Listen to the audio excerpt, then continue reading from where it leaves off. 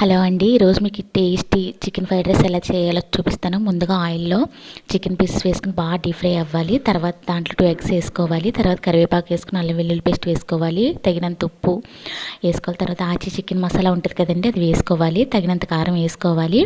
అది బాగా కలిపిన తర్వాత తగినంత రైస్ వేసుకుని హై ఫ్లేమ్లో పెట్టుకుని బాగా కలుపుకోవాలి. దాని తర్వాత పచ్చి ఉల్లిపాయ ముక్కలు వేసుకుని బాగా కలుపుకోవాలండి. అంతే, ఎంతో రుచిగా ఉండే tasty chicken fried rice ready అండి. చాలా బాగుంటుంది, ఒకసారి ట్రై చేయండి.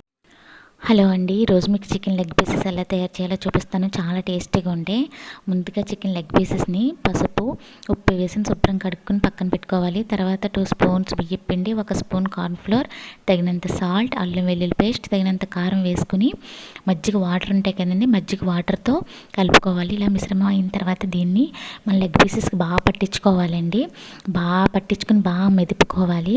తర్వాత దాన్ని ఒక బాక్స్లో పెట్టుకొని ఫ్రిడ్జ్లో స్టోర్ చేసుకోవాలి.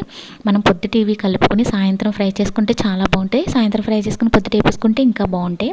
తర్వాత ఆయిల్ హీట్ అయిన తర్వాత లో ఫ్లేమ్లో మించుమించు మీడియం లోనే ఈ జాయింట్స్ని వేపుకోవాలి. చాలా టేస్టీగా ఉంటాయండి. మనం ఉండిగా దగ్గర ఉండి చుట్టూరు వేపుకోవాలి. చాలా బాగుంటాయండి, పిల్లలు చాలా ఇష్టంగా తింటారు. రాత్రి మిగిలిపోయిన అన్నంతో టేస్టీ ఫ్రైడ్ రైస్ అండి, ప్రొద్దుటే టిఫిన్ కింద. ముందుగా ఎగ్స్ వేసిన కదపకుండా కాసేపు దాన్ని 5 minutes అలా ఉంచి తర్వాత దాన్ని మనం గిలకెట్టుకోవాలి. తర్వాత దాంట్లో తగినంత ఉప్పు, కారం, అల్లం వెల్లుల్లి పేస్ట్ వేసుకుని రాత్రి మిగిలిపోయిన అన్నాన్ని వేసుకుని బాగా కలుపుకోవాలి. తర్వాత పచ్చి ఉల్లిపాయ ముక్కల పైన వేసుకుని మళ్ళీ ఒకసారి ఫ్రై చేసుకుని దింపేసుకోవాలి.